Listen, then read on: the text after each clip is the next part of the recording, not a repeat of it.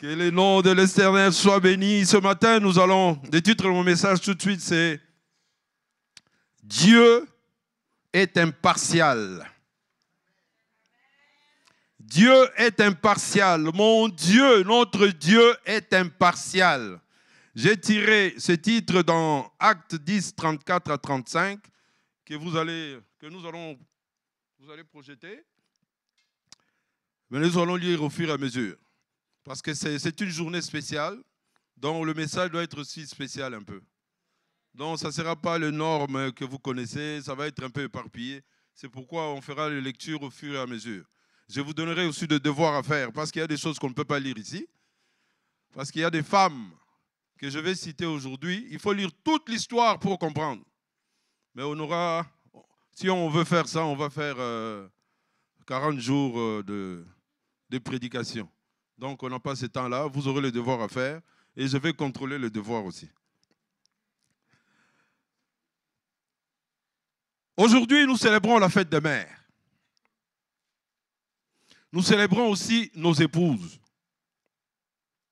Le monde s'arrête aujourd'hui pour honorer ces êtres chers que Dieu a mis sur nos chemins et à nos côtés. Bien-aimés, sincèrement, pour ma part, je pense qu'on peut célébrer cette journée chaque jour. On ne peut pas le faire qu'une seule fois par année. Parce que ces êtres, ce qu'ils ont fait dans nos vies, c'est innombrable. Tant pis pour ceux qui disent « Oh, mais ce n'est pas de fête chrétienne », mais moi je vous dirais oui. Ça devait l'être, parce que Dieu lui-même a dit, alors qu'il a donné le loi à Moïse, dans Exode 20, 12, il a dit « Honore ton père et ta mère ». Bien que pour cela, Dieu n'a pas dit « Honore ta mère » le deuxième dimanche du mois de mai par année. Mais quand Dieu dit « honore », c'est quelque chose que tu vas faire chaque jour. C'est quelque chose que tu vas faire à chaque instant. Parce qu'elle mérite d'être honorée. Bien-aimé, quel que soit votre âge, quel que soit ton statut social, si tu as le privilège d'avoir une mère, si tu as encore cette grâce d'avoir ta mère en vie, je te recommande de l'honorer. Je te recommande chaque jour de prendre le temps, même si tu ne vas pas l'appeler, prie pour ta mère. Dis merci à Dieu pour la maman que tu m'as donnée. Merci Seigneur pour l'épouse que tu m'as donnée. Merci Seigneur pour cette mère adoptive que tu m'as donnée. Merci Seigneur pour cette mère spirituelle que tu m'as donnée. Parce que Dieu le veut ainsi. Honore non seulement ta mère biologique, mais toutes ces mères que je viens de citer. Parce que Dieu nous demande de le faire. Je me suis rendu compte qu'en lisant Romains 16, alors que nous passons toujours à côté parce que c'est des remerciements, le bonjour que Paul envoie dans ses lettres, dans sa lettre aux Romains, au chapitre 16, verset 13, Paul dit « Saluez Rufus, l'élu du Seigneur, et sa mère, qui est aussi la mienne. » Paul a pensé à cette mère. C'est sûr que quelque part, cette mère a eu de l'influence sur sa vie. C'est sûr que quelque part, cette mère a porté des conseils à Paul. Paul ne l'a pas oublié. Ce n'était pas sa mère biologique. Mais c'est une mère qui a eu de l'influence quelque part sur sa vie. Et quand on va dans la profondeur, on voit que Rufus, c'était le frère d'Alexandre. Et les deux, c'était les enfants de Simon de Cyrène. C'est lui qui avait porté la croix de Jésus-Christ. Est-ce qu'il y a quelque part, Paul, quand il s'est converti, ils sont restés ensemble pendant un temps, et que cette dame a eu de l'influence sur sa vie, la Bible ne nous dit pas, mais humainement, nous pouvons imaginer. Nous avons aussi le droit de penser ce qui s'est passé. Parce que ce n'est pas pour rien que Paul la cite et envoie de bonjour pour cette dame. Amen. C'est pourquoi il ne faut jamais oublier nos mères spirituelles de l'Église. On a honoré nos mamans ici, Maggie est là, on a honoré toutes nos mères ici. Ce sont des mamans pour vous. Elles ont de l'influence pour vous, sur vos vies. Elles vous prodiguent des conseils. Ce sont vos mères spirituelles que vous devez honorer. Vous qui n'avez pas vos mamans ici sur place, mais Dieu vous a donné des mamans qui sont ici, autour de vous. Soyez ouverts quand ce maman vous prodigue des conseils, parce que c'est les dons que Dieu leur a donnés pour vous, pour veiller sur vous. Amen. Bien-aimés, soyons reconnaissants. Même Jésus-Christ, dans Matthieu 12, 50, quand on lui a parlé de sa famille, alors que sa famille biologique était en train de le chercher, et Jésus a présenté sa famille, il dit, car, dans Matthieu 12, 50, car quiconque fait la volonté de mon Père, qui est dans les cieux, celui-là est mon frère, ma soeur et ma mère. Et pendant qu'il parlait, il était en train de pointer les disciples qui étaient autour de lui. Tous ceux qui travaillaient autour de lui, c'était sa vraie famille. Ce n'est pas qu'il avait nié sa famille biologique, mais cette relation de gens, de relation spirituelle, était comparable à cette relation que nous avons avec nos familles biologiques. Bien-aimés, soyons reconnaissants envers nos mamans. Soyons reconnaissants envers nos épouses. Prenons conscience du rôle important qu'elles ont joué dans nos familles. Soyons reconnaissants. Encore une fois, je vous souhaite bonne fête de mère. À toutes les mamans qui sont ici, nos épouses, nos filles qui sont de futures mamans, nos mamans spirituelles qui sont présentes, toutes les femmes qui ont impacté nos vies, je vous dis bonne fête de mère. Amen. Le titre de mon message, Dieu est impartial. Quand vous allez lire, vous allez voir, est-ce que, comme le pasteur a dit, vous allez peut-être voir, est-ce qu'il y a les liens entre ce verset? Non, il y a toujours un lien dans la Bible. Dans la Bible, tout est lié. Amen. Dieu ne fait exception de personne. En Dieu, il n'y a pas de discrimination. En Dieu, il n'y a pas de préférence. En Dieu, il n'y a pas de favoritisme. Dieu ne tient pas compte de ton sexe. Dieu ne tient pas compte de ton statut social. Dieu ne tient pas compte de ce que tu es dans la vie, de ce que tu fais dans la vie, de ton niveau d'études. Notre Dieu est impartial. Amen. Le monde peut vous discriminer en tant que femme. Le monde peut dire que non, ce travail est bien pour les hommes. Ce n'est pas pour toi parce que tu es une femme. Les hommes peuvent dire que parce que tu es faible. Et j'ai toujours horreur des gens qui disent que la femme c'est un être faible. Parce que la femme que j'ai à côté de moi, elle n'est pas faible. Pas du tout. Dieu est impartial. Dieu peut travailler avec quiconque. Dieu travaille avec qui il veut. Dieu ne tient pas compte de ton statut, mais Dieu voit dans ton cœur. La disposition de ton cœur. Amen. Dieu ne fait exception de personne. Que tu sois femme, noire, faible, rejetée, abandonnée, Dieu peut t'utiliser pour accomplir son plan dans ta vie. Comme j'ai dit, la seule condition, que ton cœur soit disposé. C'est pourquoi la Bible dit, l'Éternel n'a pas le même regard que l'homme. Dans 1 Samuel 16, 17, l'Éternel ne regarde pas comme les hommes. Le regard de Dieu envers nous, ce n'est pas comme les hommes, comme nous regardons les autres.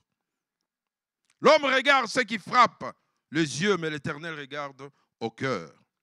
Chères femmes, aujourd'hui, c'est votre journée. J'en profite pour vous dire, ne vous sous-estimez pas. Ne vous sous-estimez pas. Et ne vous disqualifiez pas. Parce qu'il y a des femmes qui se disqualifient elles-mêmes. Malgré tout ce qu'elle a comme potentiel. Mais toujours, elles ont tendance à dire non, je ne peux pas. Mais si Dieu a mis quelque chose en toi, sache que Dieu peut travailler avec toi malgré que le monde peut dire que tu es une femme. Amen. Ne vous sous-estimez pas, car Dieu compte sur vous. Dieu veut travailler avec vous. Dieu veut vous utiliser. Soyez seulement des femmes qui craignent Dieu et qui marchent selon la parole de Dieu. Comme il avait utilisé beaucoup de femmes dans la Bible, il est prêt à le faire encore aujourd'hui avec toi. Ce que je vais te demander, c'est de disposer ton cœur. Dispose ton cœur pour Dieu. Vous savez, votre fidélité, votre engagement, votre dévouement envers Dieu, comme le pasteur vient de le dire ici, ont beaucoup d'impact et d'influence sur nous en tant que mari et même sur nous en tant qu'enfants.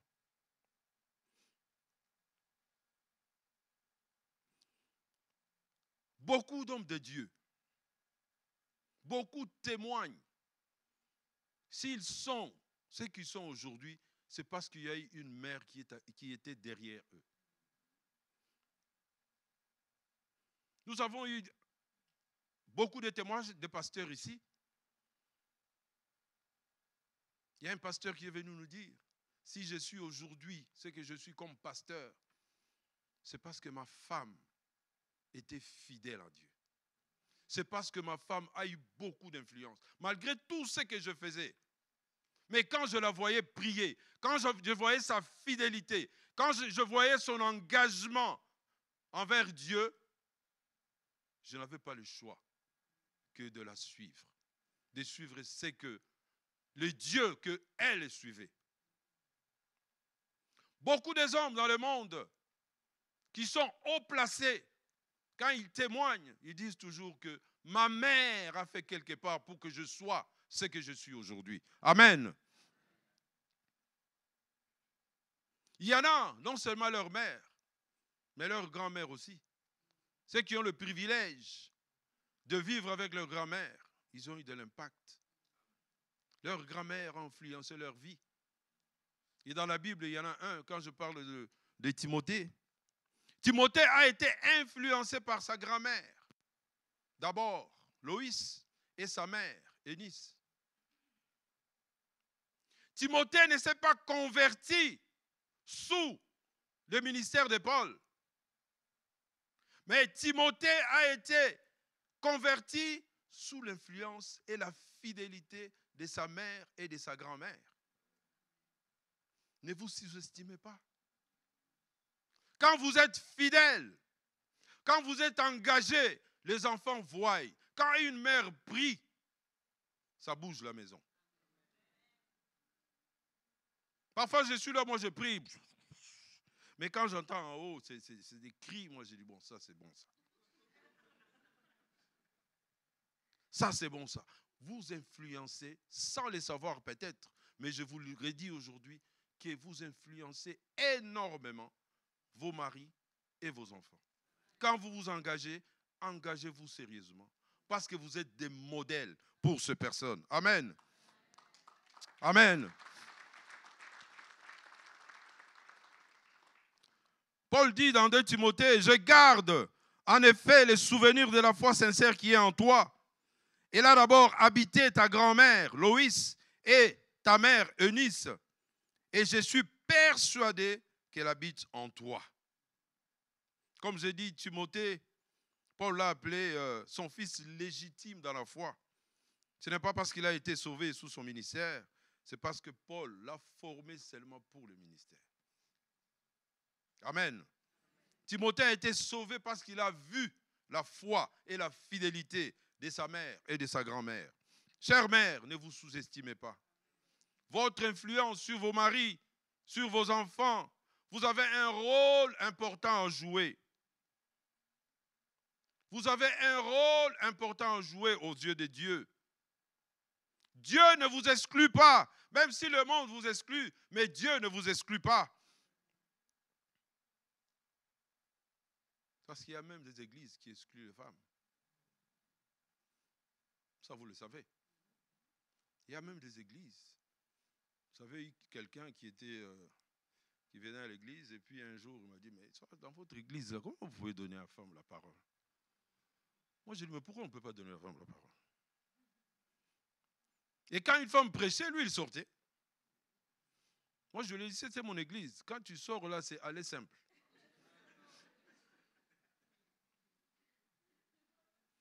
Heureusement qu'il commençait à changer un peu. Et Jésus-Christ a travaillé avec les dames. Jésus-Christ était entouré de dames, de femmes qui étaient fidèles. La femme qui a apporté le message de la résurrection, c'est Marie de Magdala. Paul a travaillé avec des femmes. Paul a travaillé avec des femmes, il était entouré de femmes. Le même Paul que vous accrochez à ce qu'il a dit, que vous comprenez mal. William vient de parler de Phébé ici. C'est elle qui a amené le message à l'église de Rome, si je ne me trompe pas. Marie de Magdala, ils étaient toujours avec Jésus. Elles n'ont pas fui pendant que les hommes ont pris la poudre de scampette. Mais les femmes sont restées.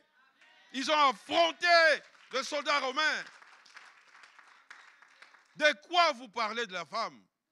Et qu'est-ce que nous allons faire avec la grâce que Dieu a donnée à notre pasteur, en train de bénir l'église et la francophonie? Qu'est-ce qu'on va faire avec ça?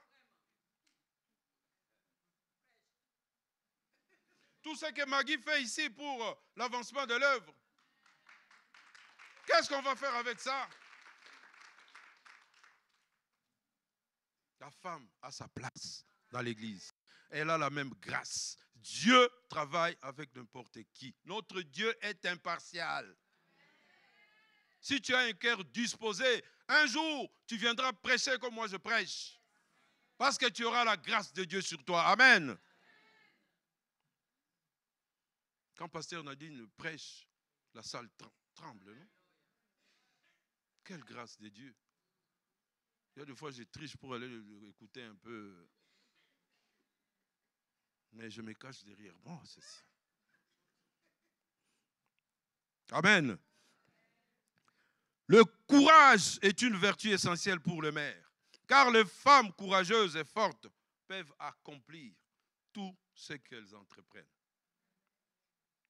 À travers la Bible, nous voyons que Dieu nous a enseigné certaines vertus. Nous avons eu certains enseignements solides à travers la vie des femmes. William m'a aidé parce qu'elle a cité, le nom que William a cité, je ne citerai plus. Parce que la liste était longue. Merci William. Il n'y aura pas de Myriam, il n'y aura pas de Léa, il n'y aura pas de... Mais il y aura d'autres parce qu'elles sont nombreuses. Amen. Ça m'a aidé à raccourcir mon message. En Dieu, il n'y a pas de discrimination. Dieu travaille avec quiconque a le cœur bien disposé.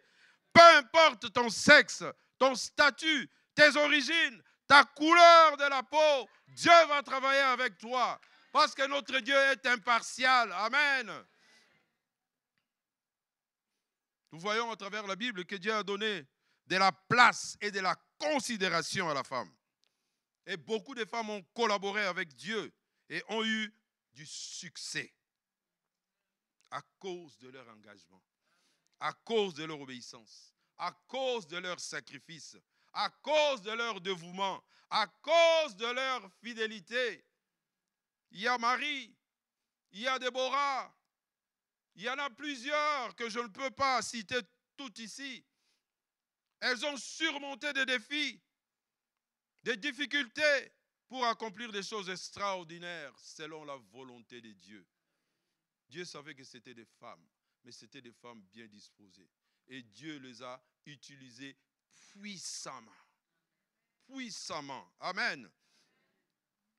Et nous allons voir quelques vertus que Dieu nous a enseignées à travers ces femmes. Je vais commencer par le sacrifice. Quand on parle du sacrifice, Dieu nous a enseigné cela à travers la vie d'Esther.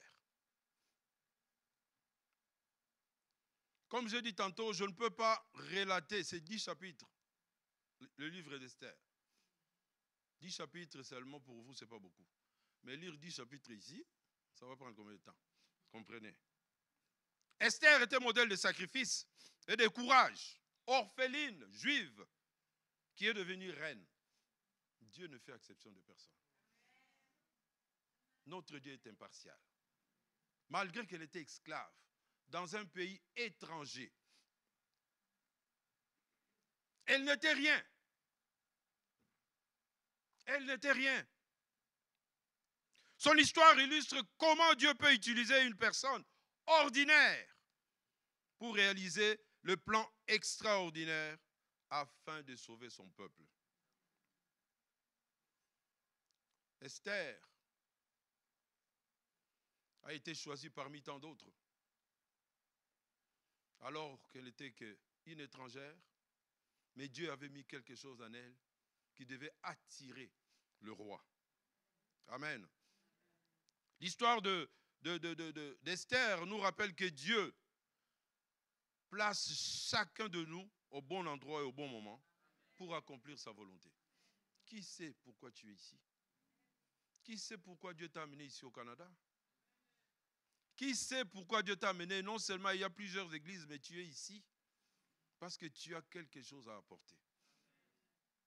Tu as une mission pour Dieu. Dieu ne fait exception de personne. Comme tu es assis là, Dieu te voit. Dieu sait du potentiel qu'il a mis en toi. L'histoire d'Esther nous rappelle que Dieu place chacun d'entre nous au bon endroit pour une mission quelconque. Lorsqu'Aman a voulu exterminer tout le peuple d'Israël, tous les Juifs, son cousin Mardoché lui a dit, c'est le moment pour toi d'intervenir. Sinon, nous allons tous mourir. Comme tu es là, comme reine. Et la fameuse phrase qui dit, qui sait si c'est pour cette raison que Dieu t'a mis là. Malgré les risques qu'elle avait, elle ne pouvait pas se présenter devant le roi sans être convoquée. C'était mettre sa vie en danger. Mais pour son peuple, elle a accepté de faire ce sacrifice, de risquer sa vie pour aller voir le roi, pour que son peuple puisse trouver la liberté. L'esprit de sacrifice. Il voulait sacrifier sa vie. Il a dit, j'enfreindrai la loi. Si je dois mourir, je mourrai. Esther a eu cet esprit de sacrifice. À travers la vie d'Esther, Dieu nous parle d'avoir, à un moment donné, cet esprit de nous sacrifier pour les autres. Amen. Esther était prête à sacrifier sa vie pour sauver son peuple. Et à travers la vie d'Esther, Dieu nous enseigne parfois que le sacrifice est quelque chose d'important. Nous devons parfois nous sacrifier pour les autres. Une bonne mère, c'est une mère qui se sacrifie pour ses enfants. Les enfants doivent manger, moi c'est après. En tout cas, chez moi, c'est ce que je vois. Je peux me priver, mais pourvu que mes enfants aient ce dont ils ont besoin. Manger, moi je mangerai ce qui va rester. Parfois, il y a des moments qui mangent le reste des enfants. Ça, c'est d'Esther. Il se sacrifie. Elle se sacrifie. Elle dit non, non, je me sacrifie pour mes enfants. Mes enfants d'abord. Je dis les enfants, hein, mais le mari, bon, c'est discutable. De mère qui s'est sacrifiée. Esther s'est sacrifiée pour son peuple. Il a dit, je vais risquer. Si je dois mourir, ce n'est pas grave. Je mourrai. Mais je veux que mon peuple ne puisse pas périr. Parce que Dieu a un plan pour ce peuple. Il faut que le plan de la rédemption de Dieu se réalise. Si ce peuple est exterminé, et le plan de Dieu, qu'est-ce qui va devenir de ce plan de Dieu pour la rédemption? Amen. Il est l'exemple d'un grand amour et de sacrifice. Il y a une maman qui s'est sacrifiée encore. Alors qu'il y avait, l'histoire me vient en tête, il y avait deux prostituées qui avaient eu les enfants en même temps. Vous connaissez l'histoire. Et puis à un moment donné, il y a une autre prostituée, je ne sais pas si elle avait bu, et elle est couchée sur son enfant est mort, et puis il est allé prendre l'enfant de l'autre pour dire que c'est mon enfant. Et ils sont allés devant Salomon. Salomon a dit, ok, je vous ai entendu. Amenez-moi l'épée, je vais couper l'enfant en deux. Et puis vous allez vous partager. L'enfant était vivant. Et la vraie mère dit non. Je suis prête à me sacrifier, que cet enfant vive. Donne l'enfant à cette femme. Si elle prétend que c'est son seul enfant, moi, l'instinct maternel, je mets de côté. L'amour de la mère pour un enfant, je mets de côté. Pourvu que cet enfant vive. Donne l'enfant. Et le roi a compris directement qui était la vraie mère de l'enfant. C'est ça, une mère qui se sacrifie pour son enfant. Elle ne veut pas que cet enfant puisse mourir. Amen. Comme Esther, Dieu peut t'utiliser pour accomplir son plan pour ta famille. Dieu peut t'utiliser pour accomplir son plan dans ta communauté. Dieu peut t'utiliser pour accomplir son plan dans ton pays. Dieu peut t'utiliser pour accomplir son plan dans cette église. Amen. Dieu ne fait exception de personne. Notre Dieu est impartial. Ce n'est pas parce que tu n'es pas connu. Ce n'est pas parce que tu ne viens pas ici sur la chair. Ce n'est pas parce qu'on te voit, mais dans ce que tu fais, Dieu te voit. Dieu peut t'utiliser. Ne te sous-estime pas parce que tu es une dame, parce que tu es une maman de 7 enfants. Même avec 10 enfants, Dieu a encore besoin de toi. Dieu peut t'utiliser. Amen. Amen. Deuxième chose, deuxième leçon que nous avons, c'est l'espérance envers Dieu. La Bible nous dit dans Psaume 27, 14, « Espère en l'Éternel, fortifie-toi et que ton cœur s'affermisse. Espère en l'Éternel. » Amen. Et avec cet exemple, avec cette leçon, ça nous fait penser, en tout cas moi personnellement, à Agar, la servante égyptienne de Sarah, une figure remarquable dans la parole de Dieu. Et cette femme a connu de souffrance, de l'abandon, pour une situation qu'elle n'était même pas responsable. Elle était venue seulement travailler pour sa maîtresse, pour Sarah. Mais elle s'est retrouvée dans une histoire que je vous recommande aussi d'aller lire. Dans Genèse 16, il n'y a qu'un chapitre. C'est pas long. Agar a reçu le réconfort de Dieu parce que Sarah commençait à la mépriser. Et elle est allée seule dans le désert.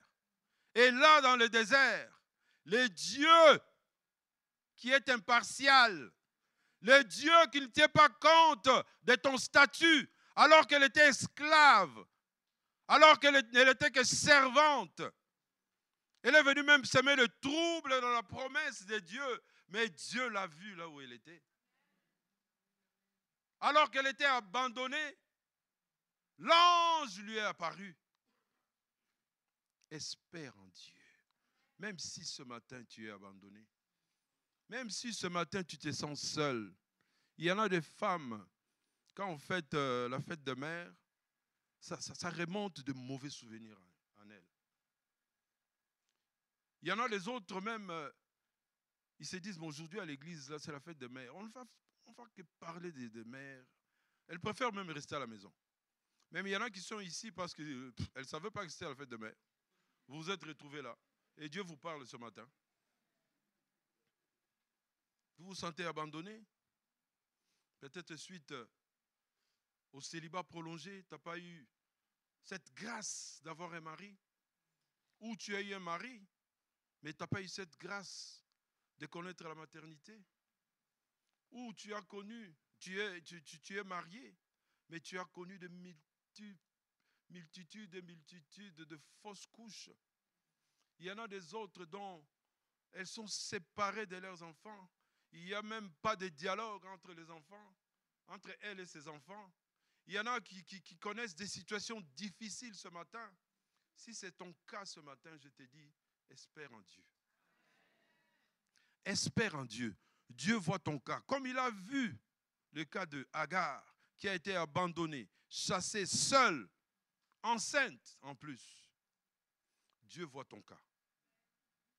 Espère en lui ce matin. Ce message est pour toi. Ne sois pas triste ce matin. Aujourd'hui, c'est un message d'espérance pour toi. Parce que Dieu va rétablir tout ce qui est mort en toi. Dieu va faire revenir tes enfants. Dieu va te visiter. Et il finira par te promettre. Et cette promesse, comme il avait promis à Agar, que ta descendance sera prospère. Dieu te donne encore le message ce matin. Dieu te donne encore la promesse ce matin. Et cette promesse se réalisera au nom de Jésus. Amen. Agar était désespérée. Elle se sentait seule, abandonnée. Mais Agar, Dieu l'a visitée. Dieu vous voit là où vous êtes. Prenez courage. Prenez soin de vous. Dieu est venu en toi ce matin. Tu t'en sortiras de cette situation comme Agar l'a fait. Dieu est impartial. Dieu ne fait exception de personne. Amen. Agar n'avait pas de statut social élevé. Elle n'était qu'une servante, traitée avec cruauté. Mais Dieu ne l'a pas abandonnée. Dieu ne t'abandonnera pas. Dieu a entendu ses pleurs et Dieu est intervenu pour elle. Cela nous montre que Dieu peut transformer des situations les plus difficiles et désespérées en une issue profitable et positive. Amen.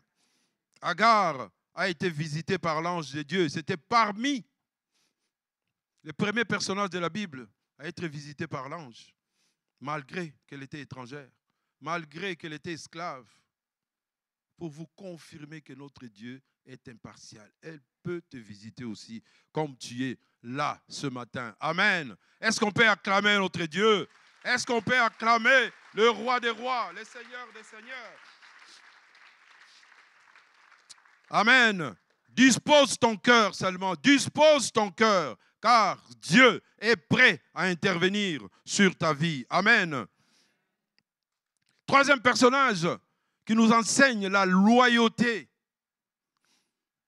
Personnage biblique, une femme que Dieu veut nous enseigner quelque chose encore ce matin, c'est Ruth. Quand on parle de la loyauté, de la fidélité, on pense à Ruth. Amen. Dieu récompense la loyauté et la fidélité. Ruth n'a que 4 chapitres. Troisième devoir. Il faut lire encore le livre de Ruth. Il faut aller lire. Moi, quand on a commencé à prêcher, je ne sais pas si mon frère se rappelle. Bon, papa se rappelle évidemment. C'était une semaine de prière. Donc, il fallait que chacun puisse passer. On venait de finir le cours, il fallait la pratique.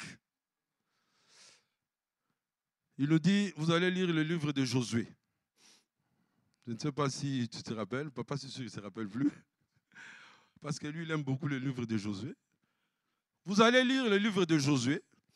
Chacun doit tirer des leçons dans chaque chapitre pour venir prêcher.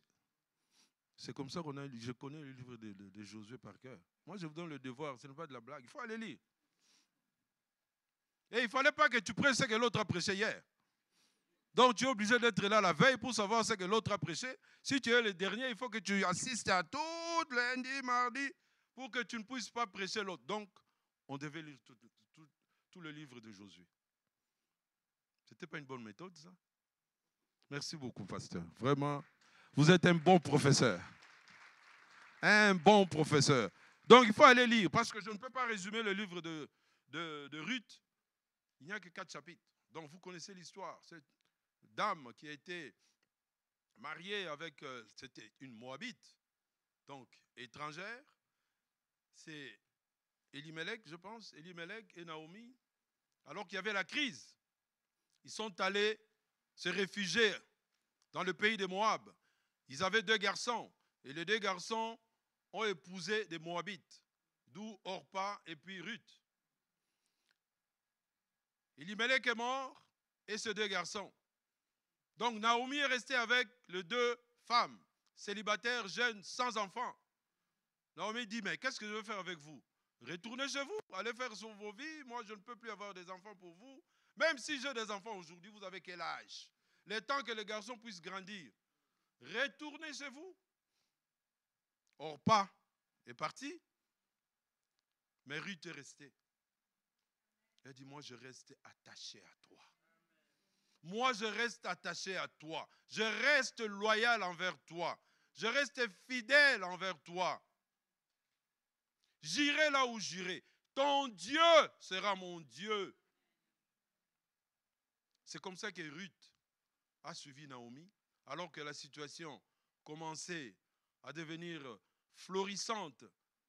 Naomi a décidé de retourner dans son pays. Naomi a abandonné son pays, sa religion, sa famille pour suivre Naomi, sa belle-mère.